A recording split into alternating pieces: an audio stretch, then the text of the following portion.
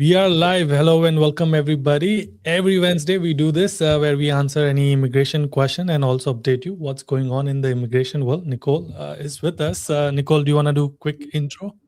Yeah, of course. So, hi everyone. My name is Nicole Ganara. I am the principal immigration attorney here at Manifest Law. A lot of my work has to do with helping individuals work, reside, remain in the United States, holistically building people's futures here. I also do help develop corporate immigration programs from small size employers all the way to enterprise level multinational enterprises. But I'm here to help anybody who needs the help that they are craving for, and I'm happy to answer any questions that I get. Nice. Okay. Nicole and I are going to be teaching masterclass on talent-based visa. Well, Nicole is going to be teaching. I'm just going to be facilitating. So it's this Friday. A link is already pinned on the chat. If you want to grab it, please do. It's free masterclass. Nicole is amazing. I've seen a bunch of her masterclasses. You'll learn a lot of value for free. So happy to have you there. Nicole, let's start with H1B update. So it looks like we now have an update in terms of when are they going to start, registration starts, when people can enroll, fees, etc. If you can give us like an overview of what this year lottery process is going to look like, when should people start, and then what to expect throughout the timeline. For sure. I'm definitely going to do you one better. I'll give some really solid practical guidance. The government, of course, recently announced the exact dates, but what I do want to give to everybody is how do you best prepare, and also some of the nitty-gritty things that can happen just based on experience, right? So number one is that the lottery season, or the actual registration period, will open on noon Eastern time. So that's the East Coast time, right? On March 4th, right? And it will end on March 19th, noon Eastern time, right? Noon is very important because sometimes people think it's the whole day. That is not the case. There is a very specific cutoff time. The good news is that the government has already opined pretty early that you can start already setting up the required USCIS accounts in order for enrollment to happen. Now, many of you who are watching are not necessarily employers. You may be employees. The reality is that most of the more, I guess, technical work needs to be done on the employer side. But what you can do is encourage your employer or remind them, hey, do you guys already have a USCIS organizational account? And if they don't know how to set it up, please feel free to reach out to us. We have a pretty straightforward kind of sheet that people can look at in order to set those things up. Because trust me, the closer that you get to that start date of March 4th, the harder it is to create the account because the system gets very overloaded. Another thing that I do want to note to some people is please don't panic. The moment that the system opens, sometimes people think, oh, I have a higher chance of winning when I enroll earlier. That is not the case. It's truly like a big red button that the government does hit at the end of that cycle. And honestly, you don't necessarily want to enroll super early. Why? Because the government systems all essentially usually crash on the first few days. So I know that everybody's eager. Don't get me wrong, but that's some of like the pro tips that I have to share. You will also find out if you win usually on or about March 31st. The government starts rolling out those selection notices around that time, but plus minus 2-3 days, right? The reason is I've seen it come out early. So congratulations, on the 27th, the 28th, you find out, right? But I've also seen it come late. I do suspect that because it is a very new system that I would see it kind of bleeding into the early days of April. But frankly, just don't panic. I know people go on Reddit very quickly to see, did you get it? Did you get it? But trust me, you will find out in a reasonable time frame. Nice. Is it purely going to be wage-based this time? Yeah. I mean, there's still going to be that bump up, let's call it, for individuals who have a U.S. master's degree, right? That U.S. master's cap still exists, but it is statistically proven at this point that you have a higher chance of winning if you have a higher wage. So it is going to be a wage-based lottery this year. And so masters plus higher wage is obviously going to have probably more odds. Yeah. That's correct. Got it. And then let's say we do end up, I mean, of course, we're going to be doing this in March as well. But let's say we do end up getting picked in the lottery. What are my next steps? So once you have discovered that you have been selected, you are given from April 1st until June 30th to file the full H-1B application. Remember, guys, winning the lottery doesn't necessarily mean you have the H-1B. It means that you are being given the slot or the opportunity to file the full application. I have a few golden rules to share, though, that I think would be helpful. For many of you here who are on OPT or STEM OPT, golden rule number 1, you should file this H-1B change of status before the end of your OPT or STEM OPT, even if you are given all the way up to June 30th. Many people have OPT end dates that are in May, some even in April. It just kind of depends when you filed for it in the beginning, right? And the reason why is because you want to get something known as cap gap. You want the ability to continue working while this H-1B is pending until it clears for that start date of October 1st. Amazing. Cool. We did have a bunch of RFEs since our last session on OPT, and then there are a bunch of other questions. So we'll address as they come up. So let's start with the first one. So one of the subscribers could not make it, but they did send me this email. They wanted to ask this to you. I'm on L1 for 5 years, ending this year. I plan to convert it to F1 for the first time, doing masters in United States. It's going to be STEM based, so I'll get OPT and STEM OPT for 3 years and then H1B. Is this true? And if I do get a H1B, do I get like a fresh H1B, or does it eat up my 5 years from L1? Wow, this is a very loaded question. Let me parse this out first, right? You plan to convert to F1. Congratulations, that's a smart idea, right? Just a few notes for this person. Please calculate your CPT time. So if you're doing this master's degree and you decide to work while you're on that F1, right? Full-time CPT, if you hit 1 year's worth, will completely remove your OPT, and it will also completely remove your STEM OPT, because STEM OPT is an extension of OPT. So you need to have that OPT time period. So don't make that general assumption. But yes, so you should be able to get OPT and STEM OPT if and only if you maintain under less than a year of CPT full-time period. It's infinite for part-time, right? Now, let's say you decide to convert to H-1B thereafter. How long do I get for H-1B? You only get 1 year. And that's because your L1 time does contribute to the H-1B. My belief is that you do reset that time if you are outside of the country for 1 year before coming back to the United States. Amazing. Yeah, I think that was his main concern. But I actually do like the day one CPT thing if he ends up choosing day one CPT. Okay. My friend lived in different hotels during the period of divorce for months. Her main address was her husband's address. How should she report her address for that period? Lived in different hotels. Her main address was her husband's address. How should she report her address of that period? It depends on what you're applying for. You're talking about reporting for the AR-11. For the AR-11, it's usually your permanent abode. If you were living in different hotels, I usually do tell people to be safe and compliant.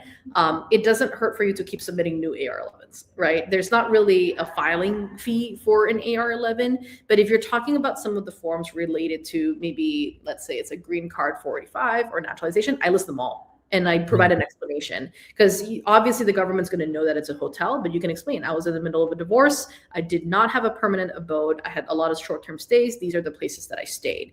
I would like to think that if you're staying in hotels, that you have an itinerary or a confirmation based off of that. It's better posture. Love it. Okay. My STEM OPT is coming to an end this June. I don't know if the H-1B lottery would work for me. I want to know what are my options to stay. I want to be able to find a job. I'm not sure if I have to do another degree for a valid status. Okay. I see. So this is not necessarily a complicated situation, but a very common situation, right? Because of the wage-based lottery system, it's possible that you do have a higher chance of winning compared to previous years. I don't necessarily know how much you are making, Priyanka, but you never know, right? Just always remember that golden rule. File that change of status to the H-1B before the end of your OPT period. That being said, in terms of other options, if you want to continue to be able to stay in the United States and find a job, You could always stick to your F1, find a new school, enroll in that school, and do a SEVIS transfer to maintain your status here, right? Mm. There are also other ways to buy time. Sometimes people change their statuses to B1 visitor, a business visitor's visa, basically saying that I need more time here in the United States for whether it's investigating in a new business associates or the like. There's a lot of ways to do that. Other things that you can also consider is maybe you already have built up enough of a career towards an O1. Remember that the extraordinary ability visas don't have a lottery. There's no specific timing for it. You just need to file for it before the end of your stay at this time. Do an assessment, maybe come to the masterclass. I know the masterclass focuses on EB1As, but a lot of the strategies and the theorems that we're going to talk about do apply very strongly to the O1A. Yeah. Okay. Is it a good time to apply for citizenship? I've completed green card 5-year criteria. I had 1 DUI ticket in 2014 and probation, and 5-year post wait also is over. You know, the perspective of whether it's a magical time to apply for citizenship, I feel like differs from attorney to attorney. But this is what I will say is that it feels that it's been moving faster, right? I feel like naturalization has become very quick compared to what I have experienced in the past, right?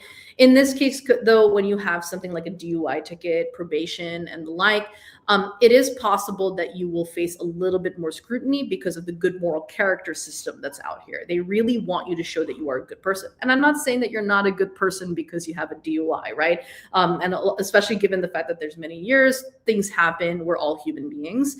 I think this is the time where you want to be better prepared. I don't think it hurts for you to consider citizenship. I think you should talk to counsel about good moral character in preparing yourself for those types of questions, especially given the history here. My question is exactly same, but I don't have DUI nor I have any tickets. And I know I have to apply, but and I think I fall on, because I have a family-based green card, do I get 3 years criteria, right? Not 5. You get 3 years because you had your green card through marriage, I believe. Yeah. Yes. Yeah. Okay. So I'm also eligible, and sounds like a good time. So Nicole, we have to get ready. No, I'm just kidding. Faster. It is faster, that's for sure. Right. Okay. I got an RFE asking, so this is the OPT RFE I was talking about, asking, please provide the correct employer e-verify number and name. I have to respond back to USCIS with an attachment. What should I ask my company immigration team to mention in that letter? Any specific format or details they should mention so my RFE gets approved? Can never guarantee an approval. I'm very curious about why they're even asking you for the correct employer e-verify number and name, right? Because when I see that kind of question, it flags to me 2 things. Number one, take a look at your I-20 recommendation. Like, was it the right company that was listed? Like, what was submitted, even going back to that, and your train, like not the training plan, but there's like a form, I think it's an I-983, sorry, numbers, forgive me, right? That's the training plan where you're supposed to submit all the most accurate information for e-verify. So I'm very considerate, not necessarily ultimately concerned about why they're even asking for this in the first place, right? Because sometimes even if you provide that information, the government is allowed to come back and say, well, you can't cure it because it needed to be true back then. If it's just a simple typo, that's a very different context, right? But this just seems a little bit more involved. Last note is that what if you find out that your company wasn't truly e-verified before you submitted this, right? So to this person who's asking, yes, you can submit it through an attachment. You can respond back to USCIS in the way that they actually illustrate in the RFE. They even tell you how to do it there. However, given the circumstances, I would highly recommend that you seek counsel with someone to review this. And if your company has an immigration team, I think this is a good time for you to ask for a conversation with them to say like, hey, like what triggered this RFE? Like what was missing? What's wrong with it? And how do I protect myself? Yeah, so I do have insight since I know this person. They work for Walmart, so obviously it's a known company. So I'm assuming there might be some typo or something. It could be a typo. It could be because Walmart has actually different subsidiaries from my experience, right? I find that they have some of their tech components in another company. It's all Walmart, it's just a group of companies. So it's possible that either the training plan got submitted by the wrong organization and it's one of the subsidiaries perhaps instead. It's just, frankly, I am curious about why they're asking what's the correct one. Gotcha. Okay. And then in terms of is there like a document that company gets when they do e-verification? Yeah, they do. There is a way to prove it. It's not necessarily a document. It could be even just a screenshot. Every company has an e-verify portal, right? That proves that they have e-verify status. But also if you go online, you can actually, there's a tool that you can search, like if your company is e-verified, and that's another way to prove it too. Gotcha. Okay. Right. I want to delete my Instagram, not deactivate, but just delete it. I hate what the app is doing to my mental health, but I'm afraid deleting would harm my future visa applications because it might be shady to not have social media at all. I hate feeling like I can't even control my life anymore because I need to maintain accounts. Okay. What can I do in this situation? I'm an F1 student and will be participating in my first H1B lottery this March. I'm trying to be a little creative here, and I know that this is going to sound kind of strange, right? You threw in kind of a little bit about mental health, and I totally get it. I'm somebody who, yes, I have the social media apps, but I don't actually run a lot of accounts. Like, I just don't really use it. I think I only use it as a form of communication. After my friends intervened, they had an intervention because I was only using Facebook Messenger, and they're like, we only have Facebook just for you. And I'm like, okay, I'll adopt Instagram just for them. But that being said, I recommend actually talking to a mental health professional or a therapist and having them note down your concern. If they note down that concern in their records and you delete your Instagram and one day the government goes like, why did you delete your Instagram? All of a sudden you have documented proof from a mental health expert or from an authorized professional that says, well, that's why they shared this concern. They are very stressed out about how social media is moving forward, right? So they rightfully so deleted Instagram, right? I'm being a little bit much, but if you wanted to completely or try to mitigate that risk, that's what I would do in that circumstance. Yeah, and I mean, I don't know the total situation, but you could also delete the app from your phone and just not install the app at all, and that should technically still solve the problem, unless you feel like you will have the urge that, oh, I know back of my hand the app exists and I can still install it, and I want to. Maybe that might be the case, but you can have a friend change the password for you. So you basically delete the app. You help them through the process, but then they select the password, right? And basically tell them, never ever give me this password. Yeah, right. Yeah. Maybe parents then friends. This time friends are crazy sometimes. All right. I fall in level 4, but I'm a fresh grad with under 1 year of experience. An influencer said they will check your level of experience also to match with your level. Is it true, or wage level is purely a wage? Oh, it's this paradox. Actually, I'm writing a really solid legal brief on this. It's interesting. So there is a paradox right now because there's a lot of pressure on companies and individuals to raise wages in order to get a higher chance in the lottery. And some private market companies, let's say the Apples of the world, the Googles of the world, and also certain niche markets just pay more than others. So it is very possible that as a fresh grad, under 1 year experience, that you have this super high level wage. Getting with that, though, is that yes, your odds do increase and you will get those higher odds. The lottery is based on that, but you could trigger an RFE. You could because the government can say, we don't really understand why you're in this wage range. I want to really reflect the fact that wage ranges, as much as they can talk about experience, can also come from business necessity, right? Like, hey, this is a very technical role. There's something very specific about this company or this thing that they're doing that commands this level of salary. So don't feel like experience is the only way to make that argument, but be conscious of it.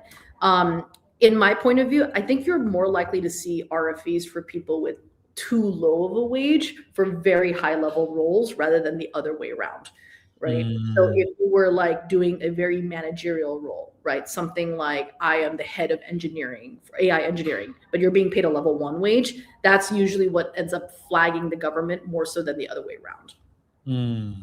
Interesting. But then also, if my company is located in New York or San Francisco, and I am in a smaller town, but I do get paid because the company doesn't care, and I'm still falling under level 4. Is this gonna cause an RFE or no? Well, I think that's different because in San Francisco and New York, remember the wage ranges kind of like scale upwards, right? So like some people who are level 4 are truly level 4 for a reason in San Francisco, which is like the highest amount. But I think maybe the better way for me to answer your point, Yudi, is that if I'm in Alabama, right? A level 4 wage there is much lower than if you're in San Francisco. And I think what I'm trying to tell people here who are on this call is that you should be mindful of the fact that the government is allowed to RFE it. And if you want to get ahead of it, you need to think about, why is the company allowing me to command the salary, right? Like, what is it about my experience or technical skill set that essentially says that, no, this is a level 4 type of role? Right? Companies like Apple and Nvidia always will pay on the top end of the private market because they can command that. They are trying to get the best in the business. And sometimes their argument is level of technicality and level of scale and impact. Got it. Okay. I'm working as a software developer. I may wish to switch to data engineer or other data roles in future. When filing H1B, should I ask my employer to file as a software engineer rather than a software developer, as that might make it easier, if at all? I wish to switch to data roles later. My employer has flexibility in the title. But the title doesn't determine your SOC code. Yeah. Right? I think that there's not a big difference, to be honest with you, between software engineer and software developer. Guys in the chat, do not come at me. I know that maybe some of you feel like it's different. I'm saying it from a Department of Labor context, right? Software developer and software engineer are kind of used interchangeably there. So when I see a question like that, I don't think it's going to make that far of a difference. However, the salary scales or the wage scales that determine your odds for the H1B can differ between whether or not you're going to be a data engineer or if you're going to be a software engineer, and the kind of software that you're going to be working on. I do think. Yeah, correct. I don't think she's referring to the wage thing. She's just worried in later, maybe after a year, she might switch to data. What will happen? I guess it will be an amendment. It could be an amendment. And if, let's say, you changed employers instead of changing like roles, I don't think it's going to be a big deal. A lot of software engineers have the right skill set to be a data engineer. A lot of data engineers have the right skill set to be a software engineer. What the government cares about is, does the role make sense for you, and does it require a bachelor's degree, and do you have the degree and or experience to fulfill it? Yeah, but the key point which you mentioned is title really does not dictate the SOC code, because product manager don't even have the SOC code. Yeah, there's still product management SOC code, unfortunately. Right. Okay. I'm in my final semester and planning to visit India during the spring break. I'm graduating in May, have 2 classes this semester and 2 on-campus job, paid whole of my tuition fee already, and have good standing in terms of academics. Is it safe to travel now if I apply for OPT after my return? Planning to visit India during spring break. I'm graduating in May. I have 2 subjects this semester and 2 on-campus jobs. Is it a travel? If your F1 is valid, May is coming up pretty soon, though. So you're saying that you're going to fly out in April. When is spring break? It's like March or April? March, second week, maybe. Yeah, I might be showing my age a little bit. Okay, so March, spring break, right? So that being said, if you have a valid F1 stamp, I don't think you should be too concerned, right? It's just that please remember like how long it takes for the OPT EAD cards to get issued. If you're not going to do the premium processing, right? Sometimes that's the reason why people file early. The reason why people file early within the 90, 60, 30-day rule that's out there is because they don't necessarily want to pay for premium processing. I don't recommend filing for it when you're traveling. I recommend filing for it when you're here. I find that continuity is usually always better. But yeah, I don't see an issue with you traveling right now, so long as you have a valid stamp. Yep. Okay, if you want to move location to get better wage level, when should we do that? How does that process look like? Should we do it before getting into the lottery, after getting picked, or before October 1st? I have the legal answer, and then I have the logistical answer. The legal answer is that remember that for the H-1B lottery, the earliest date that this job could ever exist is October 1st, right? So technically speaking, this work site must be real by October 1st. But from a logical standpoint, when I think about how the H-1B is done, posting notices, whether they're physical or electronic and the like, and even this lottery registration process that's all the way upcoming in about a month, right? You need to actually have the address. I can't just tell the government it will be in Los Angeles. Where in Los Angeles, right? It's likely. It's true that we don't have the forms actually, Yudi. We don't have the forms yet. The government hasn't released exactly what they want. We just know that we have to declare these work sites, right? But I will tell you from experience, they're probably going to want the whole address. You can't just say, I'm going to be in Los Angeles, California. Here's the zip code. So that means you need to have secured wherever it is that you're going to be working at by the time that this enrollment period opens on March 4th, and at least before when it ends on March 19th. That's how I would do it. You don't necessarily have to move there. You just need to secure the address and make sure that that is actually where you're going to be working and that it exists by October 1st. Yeah. Oh, this person did join the live session, but I already asked the question. So I think we are good.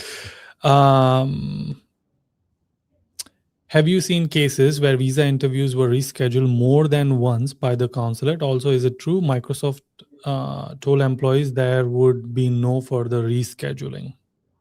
Interesting. Have you seen cases where visa interviews were rescheduled more than once by the consulate?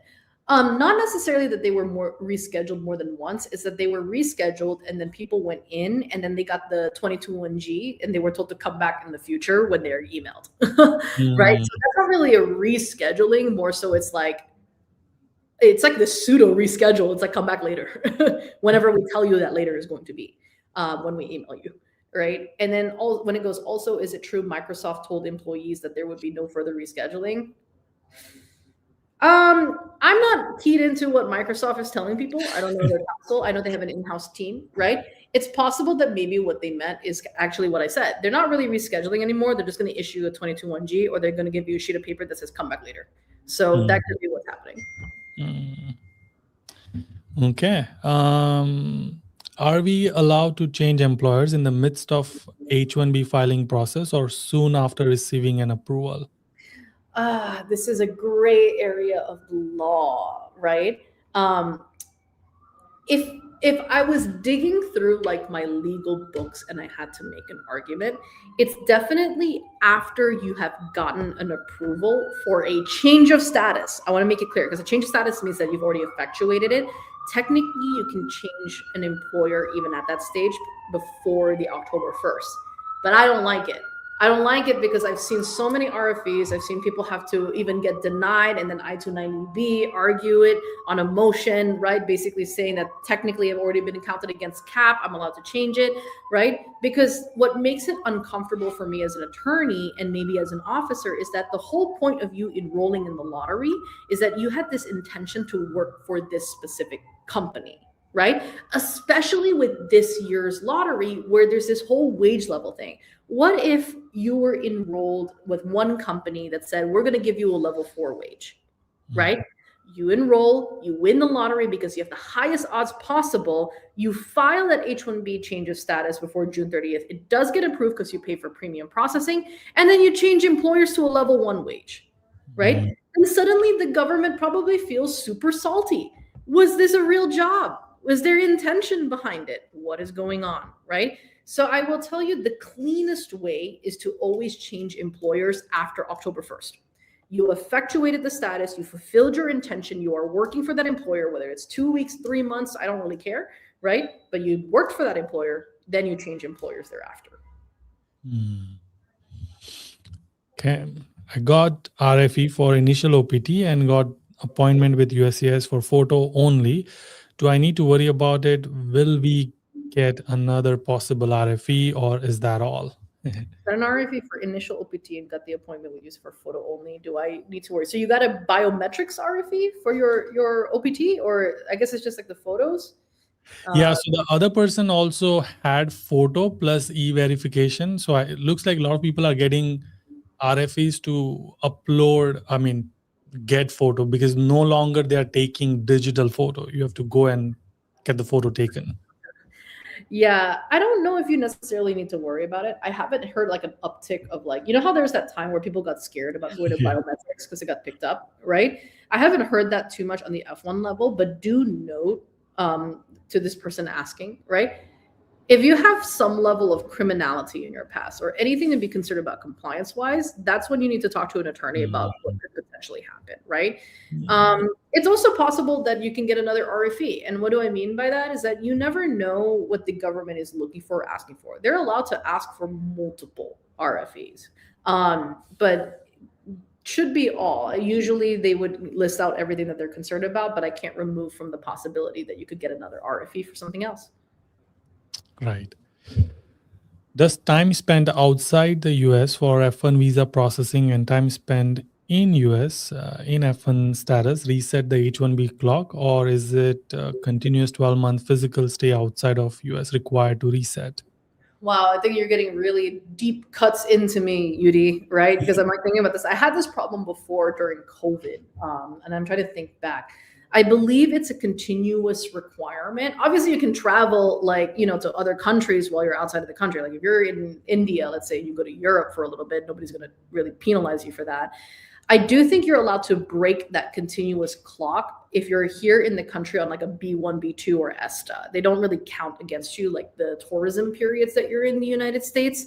But I digress that I would need to look into this because I don't remember the exact terms of the role. But my recollection is that you can't just exit the United States and come back in at any time, and as if that was the 12-month period. I think the B1, B2 time would not count towards it. Let me take a step back. In my experience, the way that I've seen it is that you can come back in on the US on a B1, B2. It doesn't break the continuous 12-month cycle, but you would still need to accumulate 365 days outside of the United States, right? Because the question of continuous is what's here for me. Continuous means like continuous, but the government understands breakages because you're temporarily visiting the United States, but you should still accumulate the 365 days before coming back on a work trip. And this is the same person who had L1B for 5 years. Yeah. So because if not, then what would stop somebody from hear me out? I'm here on an L1B. I decide to change my status to a B1, B2. I'm here for 6 months. I seek another extension for the 6 month.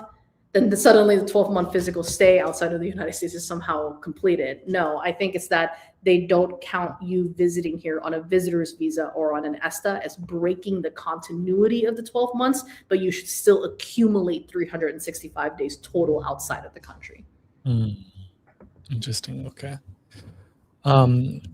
For OPT RFE, since my USCIS account shows respond with evidence option, is there any difference in how USCIS treats an online RFE submission compared to a paper-based submission? Additionally, if the response is prepared with G28 representation, would that make any difference in how USCIS review the case? The only reason why I'm laughing, Yudi, is because I've been doing a lot of legal briefs recently. I've been doing a lot of deep research, guys, a lot of research into how USCIS utilizes artificial intelligence for adjudication, right? They are. The tech stacks are actually quite public. They have to kind of tell some people how they're using it. And the way that they use it actually is for evidence tagging, number one. And number two, prioritization. They basically funnel all cases between low priority review and high priority review. High priority review means higher risk for an RFE. The system has flagged something that requires an officer to look at it and say, like, this is why we think there should be an RFE. Low priority review is where they look at the evidence and everything that's been put together, and they're like, all right, it's been cleared, low priority, rapid approval stage, right? So when I see a question like this where it goes, hey, is there a difference in how they treat it? I find that logically it is easier for them to adjudicate something that is online rather than offline, right? Because offline, there's a second step that they have to intervene in. They need an independent contractor or someone to scan the file in, and a system now has to manually tag the items or review the items, right? On an online filing, a lot of the times they have specific asks, or it's very clear where you need to put it, and they have limitations into how you can even title like some of the PDFs, no special characters and the like, right? So my personal preference has always been, if you're able to respond online or you're able to do something online, do it online, because it's easier for them to review, and you're making it easier for them to do the rapid review rather than the heavy burden of review, right? What's and then G28? A G28 is a notice of representation. If you hire an attorney, you need to submit a G28, or I need to submit a G28 to say that I'm the attorney that's representing this person for this purpose, right? So I think what this guy's saying is that, do they treat applications submitted by attorneys differently than if I submit it? In my experience, no. Technically, that's what the officers all tell me, at least, and even the former ones. However, there's a little bit of like psychology in it, right? Like I cannot remove it from the realm of possibility. I have heard from officers before that sometimes certain law firm titles, certain lawyers have like a reputation, right? And it's a very scary reputation, or one that they know is like a good filing. But to say that it's widespread, I don't think so. I don't think they necessarily treat it any differently from one or the other. And on the same psychological point of view, is it OPT represented by lawyer versus H1B RFE or other RFEs represented by lawyer? Is it? I mean, of course, H1B you have to have a lawyer, but you don't have to have a lawyer for an H1B. Really? Yeah, actually, I want to make that clear. Any filing that's in the United States, like for any immigrant purpose or immigration purpose, can be filed by anybody themselves, right? Like, it's just that it's complicated. The reason why my whole industry even exists is because it's not like they make it easy, right? It's like, what boxes do I check? What boxes do I not check? What does a current status even mean? What is an I-94? What is my most recent I-94? Is it the one that's online, or is it the piece of paper that I'm looking at right now? Right? So it's like you can technically file things yourself if you want to. That's why the G28 even exists, is because the G28 is to insert someone's representation on top of a file that you could have done yourself. So just like basically taxes. You don't need CPA. You can do it on your own. Yeah, but you could probably get better benefits if you had a right. Yeah. 100%.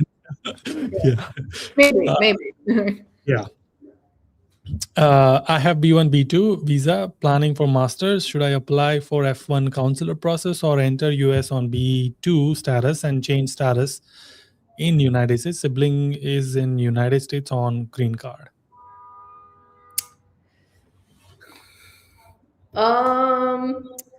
Intent is something that I want to talk about, right? It's never fun when you come to the United States and an officer asks you, like, what are you planning? And your response is that I'm going to change my status to an F1. Right? Now, technically speaking, if I'm going into the legalese, changing from a non-immigrant to a non-immigrant, like, my argument would be, well, they're not violating intent because they're going from a single intent visa to a single intent visa anyways. And the intention is still to go back home. They just decided that they wanted to study, right? There is a benefit to doing the change of status process here in the United States, although I do recommend informing your school and also paying for premium processing for that. A lot of it has to do with the increased vetting that I have been seeing for F1 students and the consular process, right? The reality is that the consulates, you know how we have this whole H1B vetting situation right now? That social media vetting situation actually also includes F1s and J1s. Remember, that was the first bucket of people that had the social media vetting before the H1B. So be mindful of that. Yeah. Okay, H1B lottery. I am a data engineer and work on Tableau. I make $100,000 in San Francisco, and it doesn't even put me in level 1. Can I file under different ONET that puts me in level 1, like a statistical assistant? You know, I really love this. I feel like you and I could do like a session where all I'm doing is looking at job descriptions and like trying to find SOC codes for people. I'm sure people would love that too. Yeah, because just because your title is data engineer doesn't mean you're a data engineer. I'm sorry. Sorry, guys. Yeah. Right? What if you're just a database administrator? Sorry. Like, I know that they're not the same thing, but people title whatever they want to title, right? Because sometimes, hear me out, the person who creates the job title is not the person who does the job. They just think that that's what it is, right? Statistical assistant, right? I want to pull up that SOC code really quickly out of curiosity, right? Because I didn't know that statistical assistant was its own SOC code. Statistician, yes. Wow, 43911. And statistical clerk. I'm gonna keep this in the back of my mind. I like this. I like this a lot. But I need to look at the job zone. And then really quickly, OOH, statistical assistant. Because the first thing that screams to me is that they called it a clerk or an actuarial clerk. And I'm worried that it means that it doesn't require a bachelor's degree to fulfill. It does say that a degree is needed, so it's good. And you're looking at statistical. So for statistical assistance, if you scroll down, there's a section that should say job zone somewhere. Oh, yeah. Yeah. Considerable preparation needed. Most of these occupations require a 4-year bachelor's degree, but some do not, right? Okay. So that's okay. Job 4 is usually kind of like the bare minimum that I start with, right? So the next database that I looked at was the OOH, but the OOH doesn't have anything for statistical assistance at this time. Now I'm going to go to the career one stop. I know I'm moving very, very quickly, but there you go. Okay. All right. Can I point you in the right direction to show everyone here? So now that you've captured a code, right? Yudi, Google statistical assistance, right? OOH, like those 3 letters. So statistical OOH. Yeah. So that first one, click on it, right? If you see that the page looks like this, it's not helpful, but I'm just trying to walk you through the motions, right? Because the other pages for other categories usually will say like educational information and all that kind of stuff. So when you look at this, take a step back, you go back to Google. So if you can go back to the Google, right? Now you want to look at career one stop. You see the third one, the third link? Now click on that. So career one stop is the other document that we can submit to the government to show it requires a bachelor's degree. So how do I know it requires it? Scroll down. Keep scrolling down. Look to the right. Education and experience to get started. People in this career usually have bachelor's degree, right? So that's a good place to start. So in this case, I'm pretty comfortable with statistical assistant. I highly recommend, though, that you actually take a look at your description before deciding to move forward.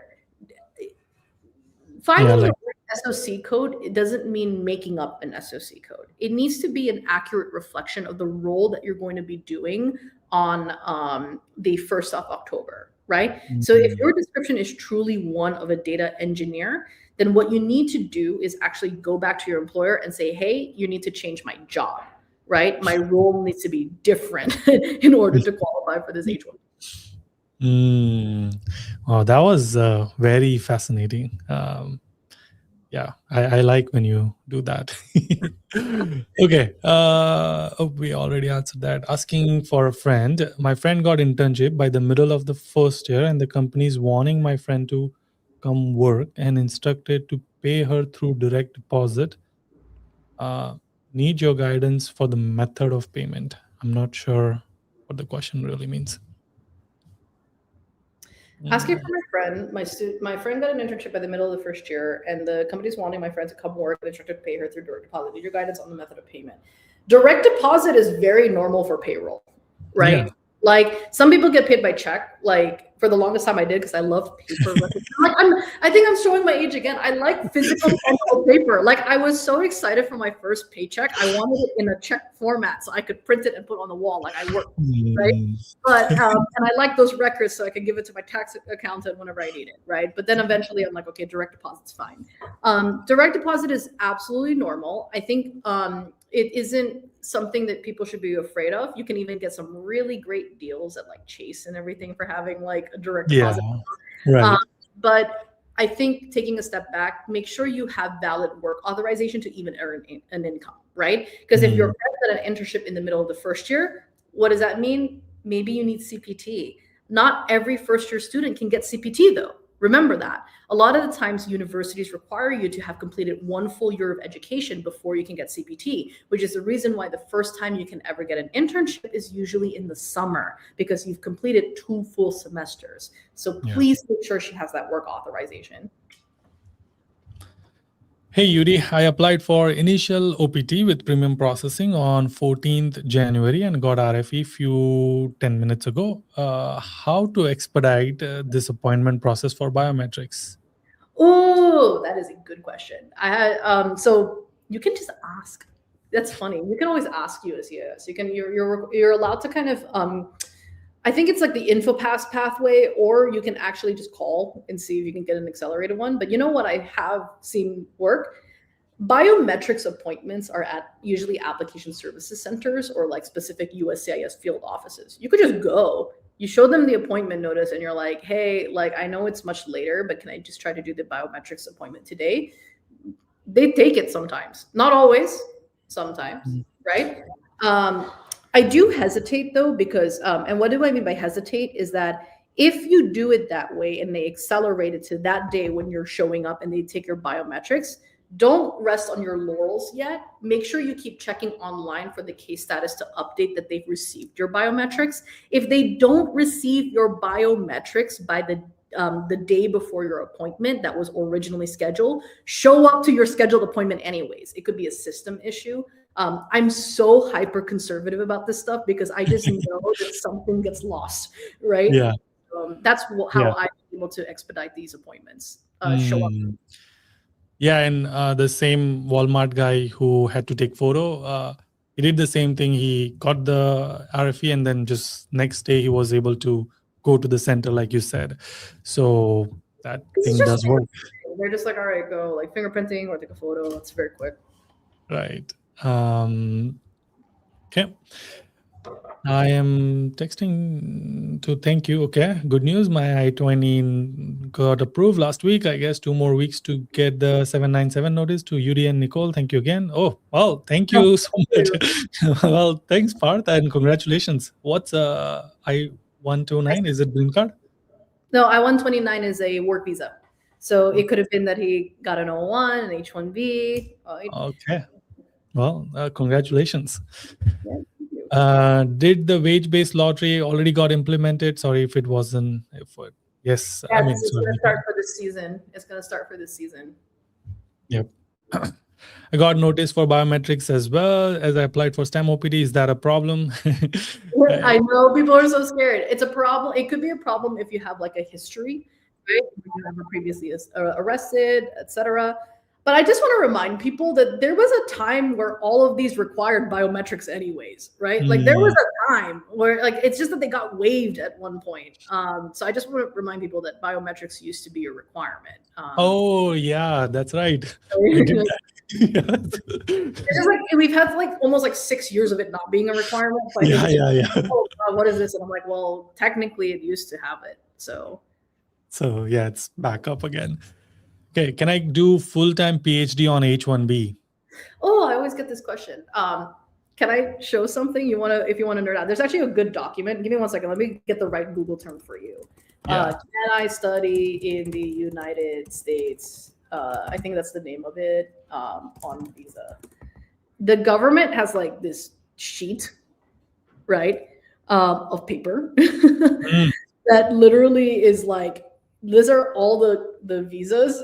Can you study? Can you not study? Right? Let me just find it. PDF. There you go. Oh, it's beautiful. I want to see if I can link it to you, Yudi. I don't know if you can see the Slack chat. me. You can Slack me. Oh, right. Oh, you're right. You're right. The thing is, I have so many Slacks. I have too many Slacks. Let me know if you can open that page. Yep, I can. If you want to show the screen, it's a great chart, beautiful chart. ICE and DHS made a chart that made it so easy for me to find out. Okay, maybe I cannot because it's a Chrome extension. There we go. I'll get the link. Or did you get it already? No. Here you go. Okay. There we go. Okay, yes, I am able to see it. Let me share my screen. Oh, it's literally a chart, right? They're like, look at all these visa categories, right? Can the principal attend school? Can a spouse attend school? Can minor children go to school? Right? I'm gonna Like post this link for everyone so they can. Like I used to have interns print this out and like post it on their cubicles because I'm like, you gotta know that this exists. Government, right? So the way that you would look at this chart is that you're on an H1B, right? So on the left side, what's the non-immigrant class? H. It says temporary workers, right? Then you go to the right, and it says, may the principal attend school? Look at that, a check mark. Congratulations, you're allowed to go to school. The only thing is that remember that you need to maintain your H1B. It's not like you can be a full-time PhD student and not maintain your underlying H1B, which is that you're supposed to be working, whether it's part-time or full-time, right? You need to maintain the terms of your H1B, but you can also do full-time study, right? Don't treat it the same as an F1, because an F1 is like you're allowed to be here just to be here to study. On an H1B, you need to be working for a specific employer, whether it's part-time or full-time, but you can also do part-time or full-time scholarly work. This is interesting. Very interesting. Okay. Wow. Yeah. Fiance and spouse of US citizen are not allowed to apply for F1. Okay, that makes sense. They can't change status is what they mean, right? Is because you came in on the K1, right? Which is the 90-day fiance visa. Yeah, the only thing you do is get married and adjust your status. So don't, yeah. Wow. Okay, I shared this with everybody. Oh, we already took this one. On H1B, have valid I-94 expiring September 2027. Now applied for amendment for a client and location change, no employer change. Waiting for 260 days now, converted to premium. Is 240-day rule applicable? Oh my goodness. Okay. H1B, valid I-94 expiring in September 2027. Now applied for an amendment for client and location change, no employer change. Waiting 260 days now, converted to premium. Is 240-day rule applicable? 240-day rule as in like a timely filed extension in beyond the end of your current work authorization. I think, is that what you mean? Because the thing is that you are allowed to technically work for, you're technically allowed to work for a new employer if you were doing a change of employer application and it was portable for an H1B transfer. But in this case, it was an amendment. To be honest with you, Thirupati, you're actually asking me a question that I need to do more research on. And actually, to you that you need to talk to counsel. Because I wish that I knew everything, guys, all the time. I know, right? But this is a very much like a very specific situation. And here's my recommendation, right? 260 days of waiting is a really long time, right? I'm very curious about why it has taken such a long time. Maybe things got lost, but there's a big difference between things getting lost and being like completely not even adjudicated. I personally would think that because it's a timely filed amendment, you should be okay. The 240-day rule is supposed to be kind of like if, let's say your H1B was set to expire January 30th, right? And you timely filed the extension before January 30th, you're allowed to continue working up until 240 days later, theoretically, even if your status has already expired because of the pending application. In this case, your I-94 hasn't expired yet, right? You timely filed the amendment. Logically, that would lead me to the conclusion that you should be okay, but I would double check with an attorney, and I would, not that I'm not an attorney, just you should, right? Because I would love to see your filing and exactly what you did, and then I want to do my research to make sure that you get the right answer. like you said, it gives you brain exercise in these live sessions. Yeah, because it's like, like I wish that I had seen every permutation of things happen. Yeah, right. Yeah. But sometimes I don't. Okay, I'm working as a W-2 employee and my current employer is not sponsoring H-1B. So is there any way to file H-1B for this year lottery? So is there a reason why your employer is not sponsoring H-1B? That's curiosity number one, right? Sometimes what I've learned, especially in these last few months, is the number of employers who think that everybody still needs to pay $100K. They don't realize that a change of status doesn't count, right? Just know that that's sometimes the reason why, right? Could it be fees? I don't know. Could it be fees? It could be. It really could be. But I just think that you'd be surprised, Yudi, at even the largest companies in the name brand universe still think that $100K applies to everybody. Right? So there's a big difference between I don't want to pay like $6,000 in fees or to $8,000 in fees versus like $100,000, right? There's a big gap between the two. But I think what I want to say to this person is that maybe it's time to find a different employer, right? Remember that the job doesn't necessarily have to start until October 1st, right? So the employer doesn't necessarily need to onboard you now. They just need to be willing to enroll you in the lottery and essentially commit to hiring you on October 1st. Also, like a lot of employers are just intimidated with the whole immigration process with everything going on. So they were like, we don't want to deal with this. And maybe they don't even know. So it might be worth having employer have the conversation with law firms. So, yeah. Okay. We'll do last two questions. I'm on F1 and my STEM OPT starts February 17 and my EAD card is in approval. My visa got approved for 4 years instead of 5 and it ends in 2027 Jan. Till when it's safe to cross border, come back safe. Also, I work in a proper full-time and it's e-verified. My question is how many changes I will have for H1, chances for H1 filing, 2026 March and 2027 March, even though my visa expires. Okay. So there's a lot to unpack, yes. OPT starts Feb 17, so you have, okay, there's a lot of miscalculation here because there's OPT and then there's STEM OPT, right? Sometimes people say, he's also saying his visa, F1 visa stamp is expiring, not the visa, status. Yeah, his F1 visa stamp expires January 2027. It should have been 5 years instead of 4 years, is what he's saying. Like he should have gotten the stamp for 5 years. I think what's confusing is that this is what I want to clarify, right? Sometimes when people tell me like, hey, my STEM OPT starts on Feb 17, they either mean the 2-year period or they think of the full 3 years. There's a distinction between the first-year OPT and then the 2-year extension that you get afterwards, right? So I want to clarify. Yeah. Because the reality is that it's possible that you have, based on this, if I'm being technical, you have from February 17th of this year for another 2 years until 2028, essentially, right? Yeah. That means that you only have 2 chances in the lottery left. You have this year and you have the next year, because the problem is the following year, even though you're allowed to be here until 2028, the lottery is going to be happening after, right, your expiration date. And even if it expired in March instead, the filing period is from April 1st until June 30th. So there's not much that you can do. Unless you meant initial OPT. Yeah, if you have initial OPT, then you actually have 3 chances of winning the lottery. Now, my visa got approved for 4 years into 5 and until when is it safe to cross border and come back safe? Once you have the EAD card in hand, you can actually travel so long as your F1 is valid. It's possible that the reason why you only got 4 years instead of 5 is that your passport is expiring. I've seen that happen before. They just kind of approve it up until the expiration of your passport. You also work full-time and it's e-verified. That's good.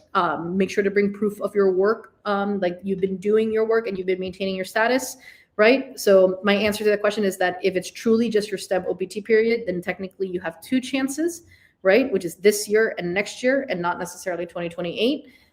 If it's actually a 3-year period, because you're counting your first year of initial period, then it's 3 years of Yeah. And if in his case, his visa is expiring in Jan 2027. So if he travels after that, he needs a new F1 visa. That is correct. Yeah. Okay. We'll do this last question. My wife is on F1 and is currently in the second year of CPT. She still has 1.5 years left for the education program to end. She's in STEM student. Her employer has already started the EB2 application for green card. Should she apply for H1B since EB2 process can take more than 2 years? Will it hamper EB2 application? I am F1 myself, not enrolled in CPT yet. Would it be strategic for me? Yeah. If you're in your second year of CPT, remember that means you lose your OPT and really consequently your STEM OPT, right? I think what I need to find out is it full-time CPT or part-time CPT? Part-time CPT could be infinite. It doesn't count against you. Full-time CPT, the moment that you hit 365 days on it, it completely removes your OPT. Remember that STEM OPT is an extension of OPT. So if you don't have that first initial 1 year, you will not get that 2-year extension afterwards. So it doesn't really matter that you are a STEM student. I think that's the calculation that needs to be made, right? In terms of EB2 versus H1B, right? She should still enroll for the H1B for sure. Especially given like the timing right now on like EB2s, etc. Because I want to let you know that there's something known as a visa bulletin. There's still even a wait time for people who are not even necessarily born in high volume countries. For all other countries, people are waiting a number of years before they're eligible, right? So I would really take that into consideration. So you should be applying for H1B and it has no impact on your EB2 application. Yeah. Okay. Thank you, everybody. I know we are at time. Nicole, can't wait to talk to you again on Friday. And again, everybody, we are doing a free masterclass on talent visa. Hope to see you there, and we can obviously do Q&A on that. But if you don't show up on Friday, then we'll see you next week, Wednesday. Thanks, everyone. Thank you, Nicole. Everyone, take care. Bye.